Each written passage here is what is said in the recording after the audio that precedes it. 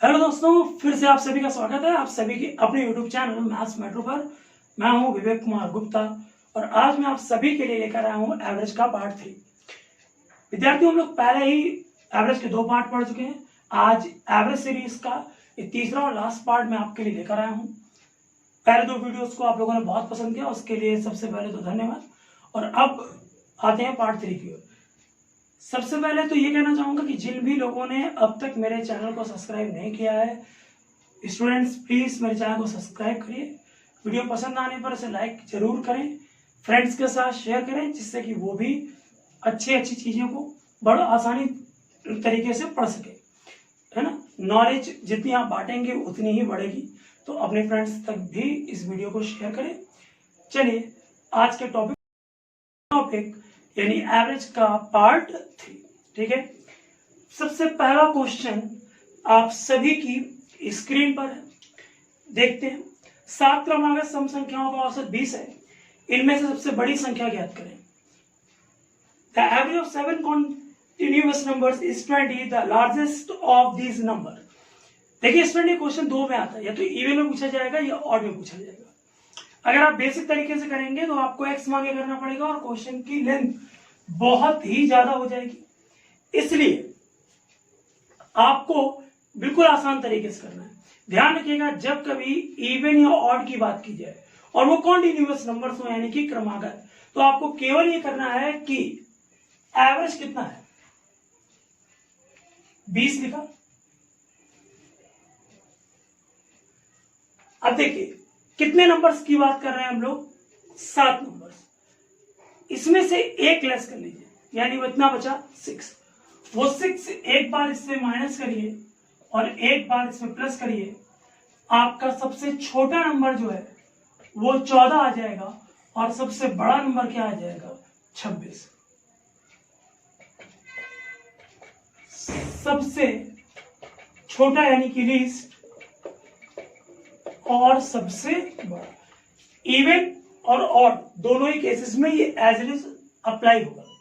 कभी कभी इसमें क्वेश्चंस दोस्तों पूछता है सेकंड लास्ट या सेकंड हाईएस्ट। अगर 26 हाईएस्ट है तो सेकंड हाईएस्ट क्या होगा, 24 होगा। क्लियर हो गया। तो इवन या ऑड आपको एवरेज लिखना है। 6 कहां से आया, जितने भी नंबर ऑफ टर्म्स बोले जाएंगे, 7 टर्म्स बोले गए, उसमें से एक लेस कर लीजिएगा, बचा 6, माइनस करेंगे सबसे छोटा टर्म्स मिलेगा, प्लस करेंगे सबसे बड़ा टर्म मिलेगा। ठीक है दोस्तों, चलिए अगले क्वेश्चन पे चलते हैं। आपकी स्क्रीन पर क्वेश्चन डिस्प्ले हो रहा है। 10 गेंदों में कुछ लाल एवं कुछ सफेद गेंदें हैं। सभी गेंदों का औसत मूल्य क्या है, 28 रुपए सभी गेंदों का। इसमें से जो लाल गेंदे का औसत मूल्य है वो 25 है और सफेद गेंदों का औसत मूल्य 30 है। देखिए दोस्तों, क्लियर, 2 तरह की चीजों का प्राइस दिया हो या एवरेज दिया हो और फिर उनका कंबाइंड एवरेज दिया हो, वो क्वेश्चन हमेशा एलिगेशन मेथड से लगेगा। तो अब आपको देखिए क्या करना है, एक तरफ व्हाइट बॉल रखनी है और एक तरफ क्या रखनी है दोस्तों, रेड बॉल्स। तो देखिए रेड बॉल्स और व्हाइट, रेड बॉल्स का एवरेज प्राइस क्या दिया गया है, 25। व्हाइट बॉल का क्या दिया गया है, 30 और ओवरऑल का कितना दिया गया है, 28। ले लिया डिफरेंस। देखिए डिफरेंस क्रॉस में लेते हैं, ये 3 आ गया और ये कितना आ गया, 2। यही आपकी रेशियो है किसकी, गेंदों की संख्या का अनुपात आ गया। और अब आपसे पूछा क्या है, सफेद गेंदों की संख्या। कुल कितनी गेंदें हैं विद्यार्थियों, कुल कितनी गेंदें हैं, 10 है ना, ये रहा 10। सफेद गेंदों का रेशियो कितना है, 3। और ये 3 कितने में से, 5 में से, यानी कि सफेद गेंदों की संख्या कितनी है, 6। और यही आपका क्या हो जाएगा आंसर। तो जब कभी 2 अलग अलग चीजों का औसत दिया हो और फिर उनका कंबाइंड एवरेज दिया हो यानी औसत दिया हो, सीधे एलिगेशन लगाइए, आपको उन वस्तुओं की संख्या का अनुपात मिल जाएगा। कुल वस्तुओं की यानी कुल गेंदों की संख्या कितनी थी, 10। 10 को बांट दीजिए 2 और 3 में, हमें चाहिए सफेद गेंदें, कितनी आ जाएंगी, 6। क्लियर विद्यार्थियों। चलिए अगला क्वेश्चन आपकी स्क्रीन पर क्या है क्वेश्चन, पढ़ लेते हैं। सबसे पहले पति एवं पत्नी की औसत आयु, जिनका 4 वर्ष पूर्व विवाह हुआ था, विवाह के समय 25 वर्ष थी। पति पत्नी एवं पुत्र की औसत आयु 20 वर्ष है। पुत्र की वर्तमान आयु, देखिए दोस्तों, जो औसत आयु होती है वो वर्षों की संख्या के साथ बढ़ती और घटती है। अगर 2 लोगों की औसत आयु आज 20 वर्ष है तो 6 साल बाद औसत आयु 6 बढ़कर 26 हो जाएगी। 3 वर्ष पूर्व 20 से घटकर 17 हो जाएगी। यानी जितने वर्ष आगे जाएंगे औसत आयु उतनी बढ़ जाएगी, जितना पीछे जाएंगे औसत आयु उतनी ही कम हो जाएगी। तो सबसे पहले वर्तमान औसत आयु लेंगे, किसकी? हस्बैंड वाइफ की वर्तमान में, और 25 प्लस 4, 25 प्लस 4, क्योंकि 25 थी, हम 4 वर्ष आगे आए हैं, यानी कितनी हो जाएगी दोस्तों? 29 साल। अब क्या करना है, ये तो औसत आयु है 29, हस्बैंड और वाइफ की टोटल एज, हस्बैंड वाइफ की कितनी आ जाएगी? 58, क्योंकि औसत है, 2 लोगों की औसत है, इंटू 2 करा दिया। 3 लोगों की औसत होती है, इंटू 2 3 कराएंगे। इसी में टोटल एज किसकी? हस्बैंड, वाइफ और चाइल्ड की एवरेज दे रखी है उन्होंने, कितनी? 20। 3 लोग हैं, इंटू 3 से अगर आया टोटल कितनी? 60। ये दोनों ही किसमें है? वर्तमान में। टोटल एज हस्बैंड वाइफ की 58, हस्बैंड वाइफ और चाइल्ड की कितनी? 60। क्लियर दिख रहा है कि यानी बच्चे की यानी चाइल्ड की एज कितनी आ रही है? 2 वर्ष। और यही हमसे पूछा गया है और यही हमारा क्या है? आंसर। ठीक है, तो 25 प्लस 4 को क्या? क्योंकि वर्तमान औसत आयु निकालने के लिए ये जो औसत आयु 25 है, कब की है? 4 वर्ष पूर्व की। वर्तमान औसत आयु 25 प्लस 4 29 हो गई। इंटू 2 इसलिए कराया क्योंकि हमें क्या चाहिए? हस्बैंड वाइफ की टोटल एज। और अब हस्बैंड वाइफ प्लस चाइल्ड की टोटल एज कितनी आएगी? 3 से इंटू कराएंगे क्योंकि तीनों की एवरेज कितनी है? 20 60। क्लियर दिख रहा है कि चाइल्ड की एज कितनी है? 2 साल। ठीक है स्टूडेंट, चलिए आपकी स्क्रीन पर अगला क्वेश्चन देखते हैं। कहता है 11 संख्याओं का औसत 50 है।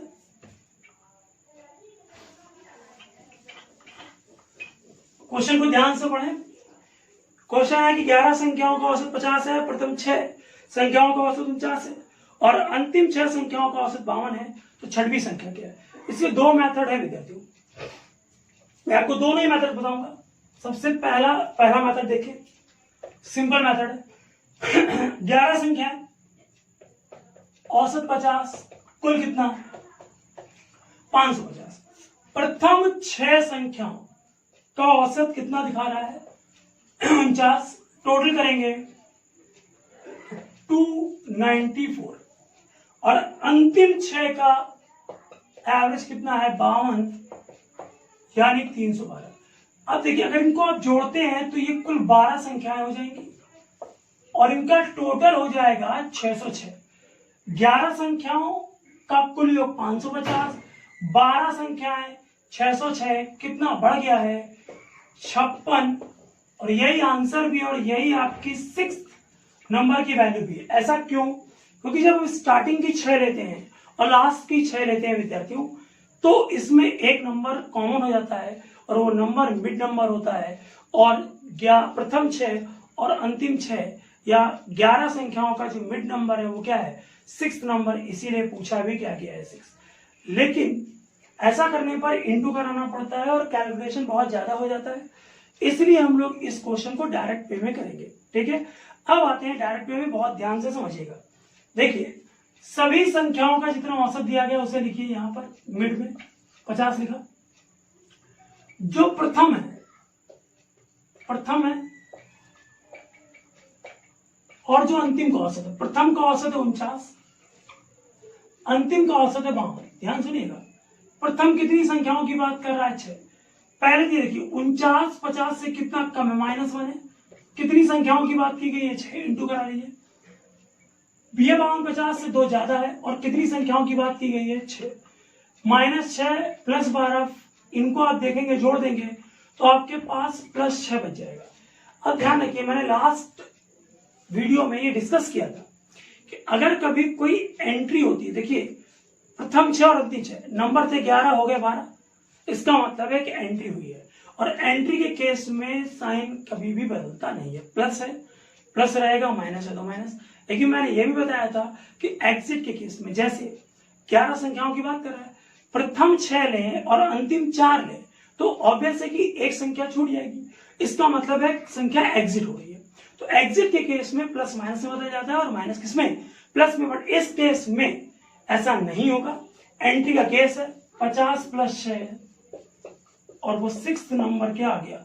56। फिर से वो समझ रहा हूं, सभी संख्याओं का औसत 50, प्रथम जितनी संख्या उनका औसत 49, अंतिम का 52। 49 50 से -1 और कितनी संख्याओं में ऐसा होगा? 6 संख्याओं में।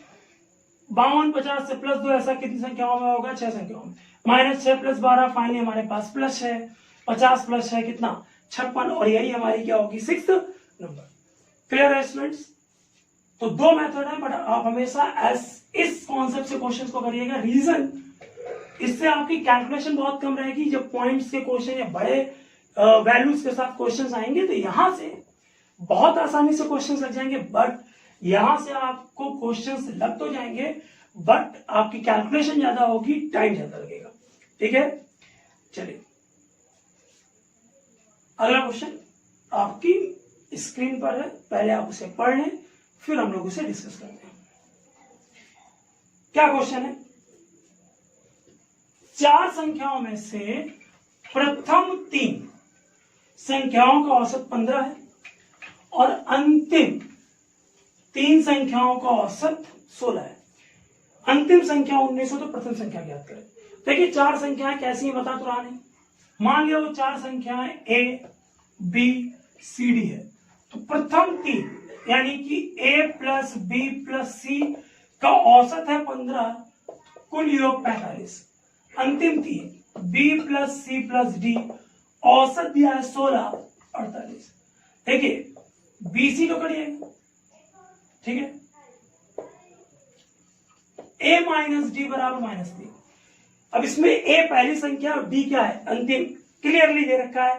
अंतिम संख्या क्या है? 19। D का मान 19 दिया है, माइनस का 19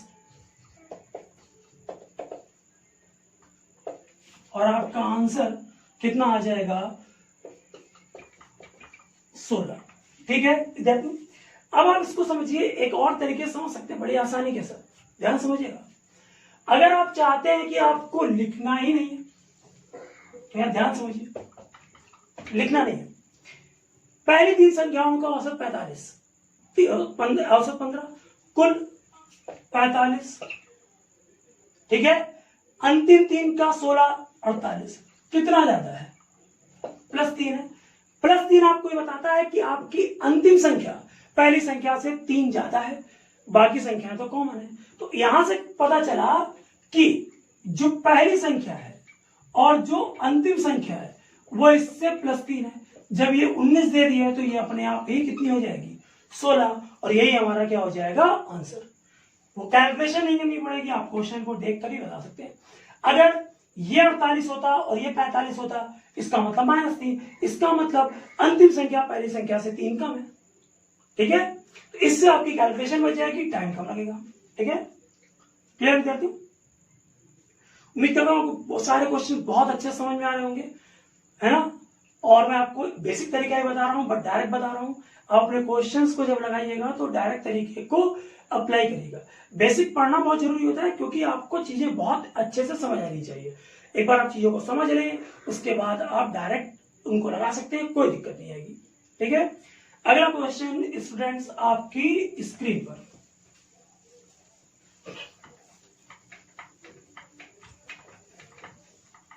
क्वेश्चन आप लोगों ने पढ़ लिया होगा। क्वेश्चन है कि सचिन तेंदुलकर ने का 11 पारियों का कुछ औसत है।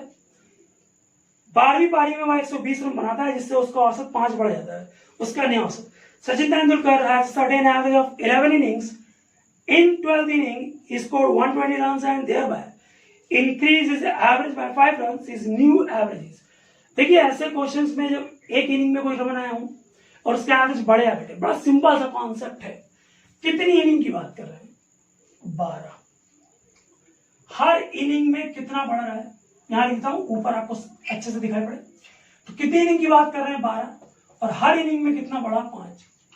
कुल +60। इसका मतलब +60 का मतलब, ध्यान समझिए, +60 का मतलब उस सचिन तेंदुलकर या जो खिलाड़ी है उसने अपनी अंतिम पारी में पहली पारी से 60 रन ज्यादा बनाए हैं। अगर ये माइनस होता तो ये आपको बताता कि उसकी अंतिम पारी के रन बाकी पारियों के रनों से 60 कम है। और चूंकि प्लस है तो इसका मतलब अगर उसने अंतिम पारी में 120 बनाए हैं, जो उसकी बाकी पारियों के औसत से क्या है? 60 ज्यादा है। इसका मतलब उसका पहले का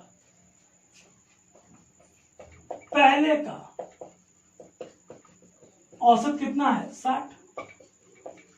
बाद का 5 बढ़ गया, कितना? 65। फिर समझिए, 12 इनिंग +5 एवरेज हुआ +60। +60 का मतलब है कि इस पारी में बनाए गए रन पहले की सभी पारियों में बनाए गए रनों से 60 ज्यादा है। और इस पारी में बनाए कितने? 120। 120 आज बनाए और पहली वाली पारियों से 60 ज्यादा है, यानी पहले की सभी पारियों में उसका औसत क्या था? 60। पहले का औसत 60, बाद का औसत +5 कितना? 65। अगर ये माइनस आता इसका मतलब आज उसने जो 120 रन बनाए हैं वो पहले बनाए गए सभी पारियों के रनों से 60 कम है, तो ये 180 आता। 60 कम था तब 120। ठीक है, तो इस तरह से करिएगा, बड़ी आसानी से, बिना कैलकुलेशन के एक्स मानना नहीं पड़ेगा और क्वेश्चन लग जाएगा। ठीक है स्टूडेंट्स, अगर कोई डाउट होता है तो आप कमेंट बॉक्स में, है ना, लिखें। मैं आपको इसका जो भी प्रॉब्लम आपको आ रही होगी वो मैं सॉल्व कर दूंगा। तो अगर कोई भी प्रॉब्लम किसी भी क्वेश्चंस में किसी भी तरह की आपको आती तो आप कमेंट बॉक्स में जरूर लिखें। ठीक है, आपको वीडियो कैसा लगा ये भी आप कमेंट बॉक्स में जरूर लिखें। ठीक है, अपने रिव्यू दें, जिससे हम और बेहतर करने के लिए प्रेरित होते हैं कि मैं कैसे बहुत आगे और अच्छा कर सकता हूं आपके लिए, जिससे आपको बहुत फायदा हो, है ना। चलिए अगला क्वेश्चन आपकी स्क्रीन पर पढ़ते हैं।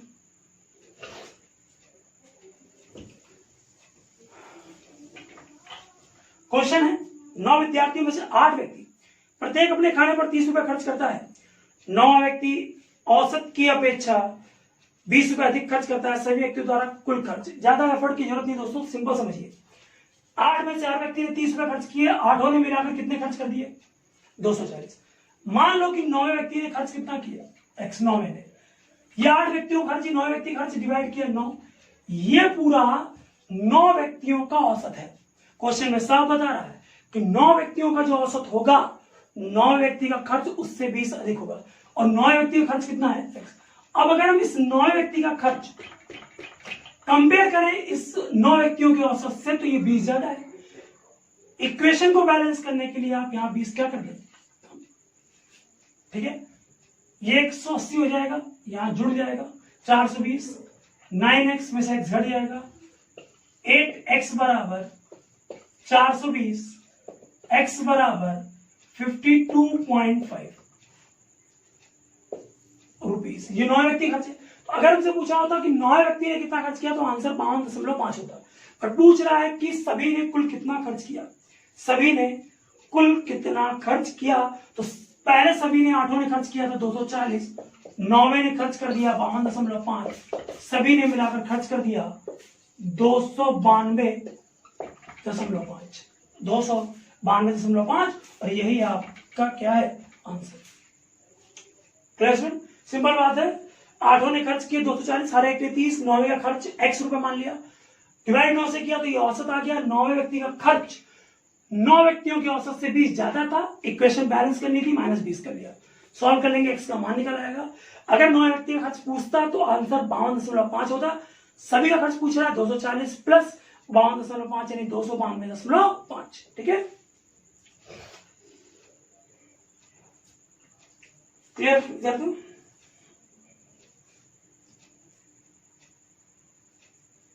ठीक है, अगला क्वेश्चन आपकी स्क्रीन पर।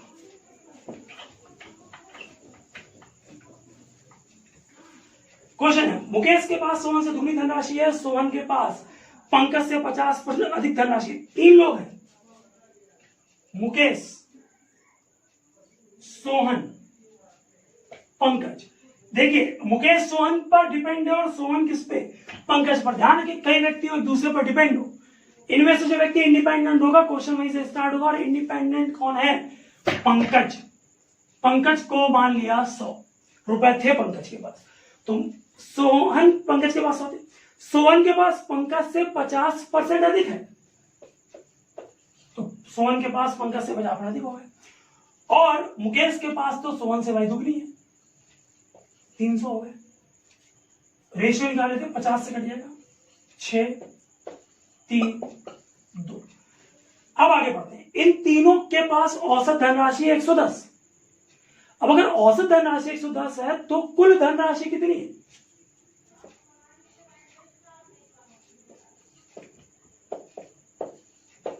$330 है कुल धनराशि। किसका हिस्सा पूछ रहा है, इसमें पूछ रहा है हिस्सा किसका, मुकेश का। तो भैया मुकेश का रेशो कितना है, 6 डिवाइड बाय टोटल 6, 3, 9, 2, 11।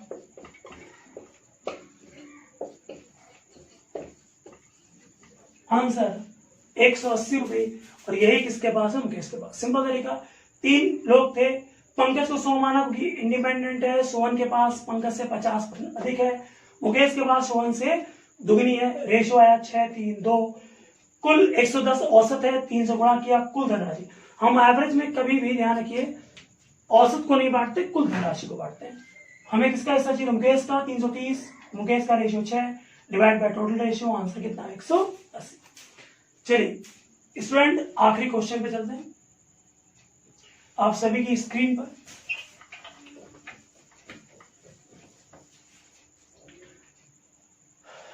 क्वेश्चन आप लोगों ने पढ़ लिया होगा।